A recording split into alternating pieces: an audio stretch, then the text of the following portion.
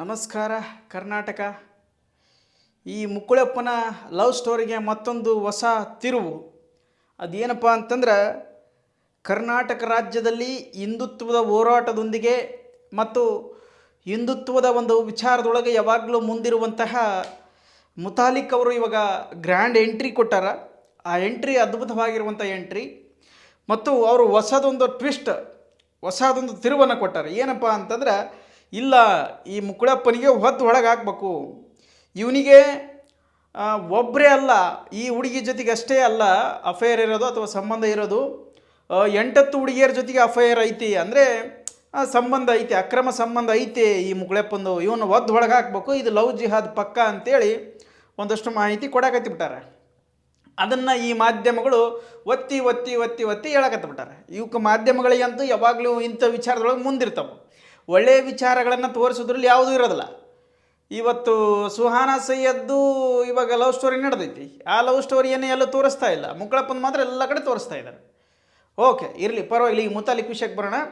ಇಡೀ ಕರ್ನಾಟಕದೊಳಗೆ ಹಿಂದುತ್ವವನ್ನು ಮತ್ತು ಹಿಂದುತ್ವದ ಮಹಿಳೆಗೆ ಅಥವಾ ಹಿಂದೂ ಜನರಿಗೆ ಏನಾದರೂ ಅನ್ಯಾಯ ಆದಾಗ ಸಡನ್ನಾಗಿ ಮುಂದೆ ಬಂದು ಹಿಂದೂ ಪರವಾದಂಥ ಹೋರಾಟವನ್ನು ಮಾಡುವಂಥ ಮುತಾಲಿಕ್ ಅವರು ಈಗ ಈ ಒಂದು ಕೇಸಿಗೆ ಗ್ರ್ಯಾಂಡ್ ಎಂಟ್ರಿ ಕೊಟ್ಟು ಬಿಡ್ತಾರೆ. ಆ ಎಂಟ್ರಿ ಅದ್ಭುತ. ಮತ್ತು ಈಗೇನು ಇನ್ನೇನು ನ್ಯಾಯ ಸಿಕ್ಕೇ ಬಿಡ್ತದ, ಇನ್ನೇನು ನ್ಯಾಯ ಪಕ್ಕ ಸಿಗ್ತದ, ಅಷ್ಟರ ಮಟ್ಟಿಗೆ ಮುಂದೆ ಬಂದು ಕುಂತು ಬಿಟ್ಟಾರೆ. ನಾನು ಅವ್ರಿಗೆ ಒಂದಷ್ಟು, ನನಗೆ ಅವರ ಮೇಲೆ ಅಪಾರವಾದಂಥ ಪ್ರೀತಿ ಐತಿ, ಗೌರವ ಐತಿ, ಅದರ ಬೇರೆ ಪ್ರಶ್ನೆ. ಯಾಕಪ್ಪ ಅಂದ್ರೆ ಅವರು ಹಿಂದೂ ಒಂದು ವಿಚಾರದಲ್ಲಿ ಯಾವಾಗಲೂ ಮುಂದಿರ್ತಾರೆ. ಅದೆಷ್ಟೋ ಕೇಸ್ಗಳಾಗಿರಲಿ, ಅದೆಷ್ಟೋ ಪ್ರಕರಣಗಳು ದೂರು ದಾಖಲಾಗಿರಲಿ, ಅವ್ರು ಯಾವತ್ತಿಗೂ ಕೂಡ ಹೋರಾಟವನ್ನು ತೆಗೆಯೋದಿಲ್ಲ. ಆಮೇಲೆ ಅವ್ರು ಖಡಕ್ ಒಬ್ಬ ವ್ಯಕ್ತಿ, ಹಿಂದೂ ಪರ ಹೋರಾಟಗಾರರು. ಯಾವುದೇ ರಾಜಕಾರಣಿ ಇರಲಿ, ಯಾವುದೇ ವ್ಯಕ್ತಿ ಇರಲಿ, ಯಾವುದೇ ದೊಡ್ಡ ವ್ಯಕ್ತಿ, ಪ್ರಭಾವ ವ್ಯಕ್ತಿ ಆಗಿದ್ದರೂ ಕೂಡ ಅವರನ್ನು ಎದುರಾಕೊಳ್ಳುವಂತಹ ಗಂಡಿದೆ ಗುಂಡಿಗೆ ಇರುವಂತಹ ಒಬ್ಬ ಚಾಣಕ್ಯ ವ್ಯಕ್ತಿ ಅಂತ ನಾವು ಹೇಳ್ಬೋದು. ಈ ವಿಚಾರದೊಳಗೆ ಹೋರಾಟದೊಳಗೆ ಅಷ್ಟೇ ನಾವು ಹೇಳಕತ್ತಿರೋದು. ಮತ್ತು ಅದರೊಳಗೆ ಎಷ್ಟು ನ್ಯಾಯ ಕೊಡಿಸ್ಯಾರ, ಅದರೊಳಗೆ ಎಷ್ಟು ಜನಕ್ಕೆ ಸುಳ್ಳು ಆರೋಪ ಮಾಡ್ಯಾರ ನನಗೆ ಗೊತ್ತಿಲ್ಲ. ಅವ್ರು ಯಾವಾಗಲೂ ಇಂಥ ವಿಚಾರಗಳು ಕಾಂಟ್ರವರ್ಸಿ ಅಥವಾ ಇಂತಹ ಹಿಂದೂ ಅಥವಾ ಮುಸ್ಲಿಂ ಇವು ಜಗಳಗಳಲ್ಲಿ ಭಾಳ ಕಾಣಿಸ್ಕೊಳ್ತಾರೆ. ಇವತ್ತು ಮತ್ತು ಅದೇ ರೀತಿಯಾಗಿ ಇವತ್ತು ಮುಸ್ಲಿಂ ಕ್ವಾಜಾ ಮುಕ್ಕುಳಪ್ಪ ಎನ್ನುವಂಥ ಕಾರಣಕ್ಕಾಗಿ ಇವತ್ತು ಇವ್ರು ಎಂಟ್ರಿ ತೊಗೊಂಡಾರೆ. ಈಗ ಗಾಯತ್ರಿನ ಬಿಟ್ಟುಬಿಡ್ಬೇಕು, ಇಲ್ಲಾಂದ್ರೆ ವಾದಿಗೆ ಬಿದ್ದ ಬೀಳ್ತಾವೆ ನಿನಗೆ, ನೀನು ಪಕ್ಕಾ ಲೋಕಲ್ ಇವನದಿ, ನೀನು ವರ್ಸ್ಟ್ ಇದೀ ಮನುಷ್ಯ, ನೀನು ಹೊರಗೆ ನೀ ಬಿಟ್ಬಿಡೋಕೆ ಆ ಹುಡುಗಿನ ಅಂತೇಳಿ ವಾದ ಮಾಡಕತ್ತಾರ. ಸರಿ, ಅದನ್ನೆಲ್ಲ ಒಪ್ಕೊಳ್ಳೋಣ. ಈಗ ಅವ್ರು ಎಂಟ್ರಿ ಕೊಟ್ಟಾರಂದ್ರೆ ನ್ಯಾಯ ಕೊಡಿಸ್ತಾರೆ, ಅದ್ರ ಬಗ್ಗೆ ಏನು ಚರ್ಚೆ ಬೇಡ. ಅದು ನಾನು ಮೊದಲೇ ಹೇಳಿಬಿಟ್ಟು ನಿಮಗೆ, ಕಾನೂನಿನ ಸಂವಿಧಾನದೊಳಗನೇ ಅದಕ್ಕೆ ನ್ಯಾಯ ಐತಿ. ಆ ಪ್ರೇಮಿಗಳಿಗೆ ಯಾರೂ ಅಡ್ಡಿ ಮಾಡಬಾರ್ದು ಅಂತೇಳಿ. ಈಗ ಮತ್ತೊಂದು ಹೊಸ ವಿಷಯ ಏನಪ್ಪ ಅಂತ, ಇವರು ಬಂದಿರೋದಕ್ಕೆ ಹೊಸ ವಿಷಯ, 8 ಹುಡುಗಿಯರ ಜೊತೆ ಸಂಬಂಧ ಐತೆ ಅಂತ ಇವ್ರು ಹೇಳಕತ್ತಾರೆ. ಅದು ಎಷ್ಟರ ಮಟ್ಟಿಗೆ ಸರಿ? ಈಗ ನೀವೇನು ಮಾಧ್ಯಮದವ್ರು ಏನು ತೋರ್ಸಾಕತ್ತಿರಲ್ಲ, ಈಗ 8 ಮಂದಿ ಜೊತೆಗೆ ಏನಾರ ಸಂಬಂಧ ಇಲ್ಲಪ್ಪ ಅಂದ್ರೆ ಯಾರು ಆ್ಯಕ್ಷನ್ ತೊಗೋಬೇಕು? ಅಂದರೆ ಇವ್ರು ಮಾಧ್ಯಮಗಳ ಮುಂದೆ ಏನಿರ್ಬೇಕಾದ್ರೆ ಸುಳ್ಳು ಹೇಳ್ಬಿಡೋದನ? ಒಟ್ಟು ಆ ಟಿ ವಿದು ಒಂದು ಮೈಕ್ ಸಿಕ್ಕಿಬಿಡ್ತದೆ, ಮುಗಿದೋತ್ ನೋಡಿ ಕತಿ.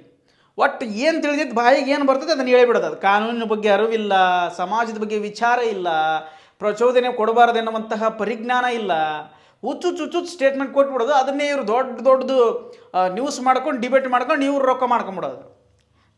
ಏನು ಮಾಡ್ಲಾಕತ್ತೀರಿ ಸಮಾಜದೊಳಗೆ ನೀವು?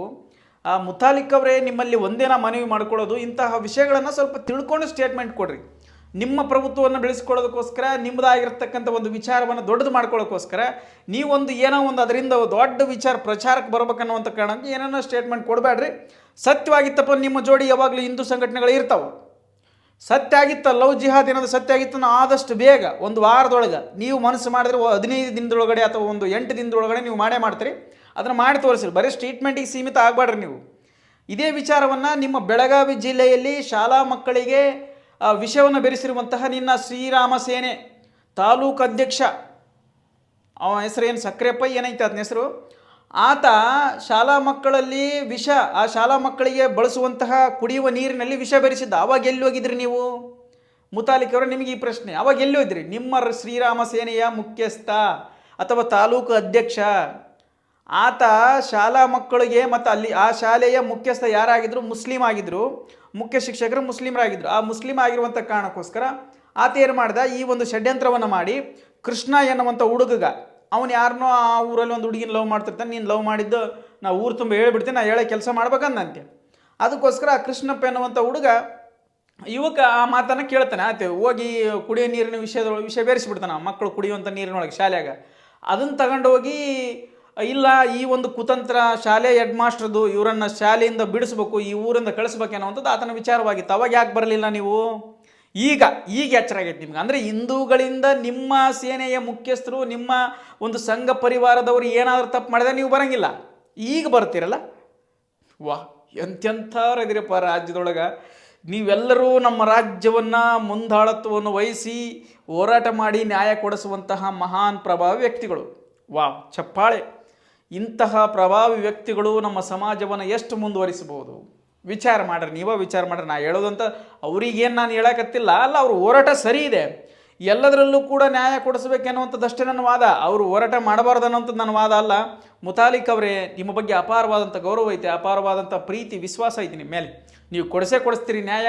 ಆ ನ್ಯಾಯವನ್ನು ಕೊಡಿಸ್ರಿ. ಮುಕ್ಕಳಪ್ಪನಿಗೆ ಲವ್ ಜಿಹಾದ್ ಆಗಿತ್ತಪ್ಪನ ಒದ್ದು ಒಳಗೆ ಹಾಕ್ರಿ. ನೀವು ಹೇಳ್ದಂಗೆ ಬಡನ ಆಗಿಲ್ಲಪ್ಪ ಅಂತಂದ್ರೆ ನಿಮ್ಮ ಆರೋಪಗಳಿಗೆ ನೀವು ಉತ್ತರ ಕೊಡಬೇಕಾಗುತ್ತೆ. ಅಥವಾ ನಿಮ್ಮ ಮೇಲೆ ಒಂದು ದೂರನ್ನು ದಾಖಲೆ ಮಾಡ್ಕೊಂಡ್ರೆ ಯಾರಾದರೂ, ಅದಕ್ಕೆ ನೀವು ಉತ್ತರ ಕೊಡಬೇಕಾಗುತ್ತೆ. ಈಗ ಸುಮ್ಮನೆ ಎಲ್ಲದ್ರ ಬಗ್ಗೆ ವಿಚಾರ ಮಾಡ್ಕೊಂತ ಎಲ್ಲದ್ರ ಬಗ್ಗೆ ಸ್ಟೇಟ್ಮೆಂಟ್ ಮಾಡ್ಕೊಂಡು ಕೂಡೋದಲ್ಲ. ಅದ್ರ ಬಗ್ಗೆ ಇನ್ನೊಂದು ಸ್ವಲ್ಪ ಚರ್ಚೆ ಆಗಲಿ. ಆಗ ಸೌಜನ್ಯ ಪ್ರಕರಣದಲ್ಲಿ ನೀವು ಭಾಳ ದಿವಸದ ಮ್ಯಾಗ ಭೇಟಿ ಅದಿರಿ ನಮಗೆ. ಸೌಜನ್ಯ ಪ್ರಕರಣ ಯಾವಾಗ ಆಗಿತ್ತು? ಆಕೆ ಒಬ್ಬ ಹಿಂದೂ ಹೆಣ್ಮಗಳಲ್ವ, ಆಕೆ ಕೇಸ್ ಪದೇ ಪದೇ ಮುನ್ನೆಲೆಗೆ ಬರ್ತಾ ಇದೆ.